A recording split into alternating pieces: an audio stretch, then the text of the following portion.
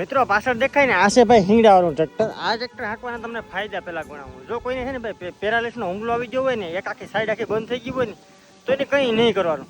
એને ઘેરથી ખાટલેથી ઉપાડી પીખડી પકડી બે જણાને અને લઈને સીધો એની છે ને ભાઈને એ ભાઈને અહીંયા ઊભો રાખી દેવાનો. જો આવી રીતના પછી આને તમે હારી ચડાવી દો, બીજો ગેર પાડી અને અડધું લીવર રાખીને મૂકી દો ને ભાઈ એ ભાઈને, એટલે એક ઉથલથી પાછો ઉથલ વારીને આવે ને ભાઈ, તો આ છે ને આ પડખામાં ભટકાય અને એના જે પેરાલિસથી જે બધી અંગ ખોટા પડી જાય ને એ બધા ચાલુ કરી દે.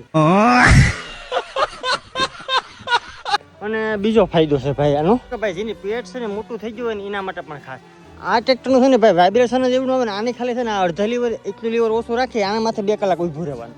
આ ટ્રેક્ટરનું વાઇબ્રેશન છે ને ભાઈ એટલું છે ને કે તમારી સરબી છે ને આખી હલ બોલાવી અને છે ને ભાઈ બારી નાખે ટ્રેક્ટર છે. અને જો તમે લગાતાર વરદી હું તે હાંકો ને તો સરબી તો ઠીક, તમે ભાઈને પણ ભૂલી જવાની વાત આવે.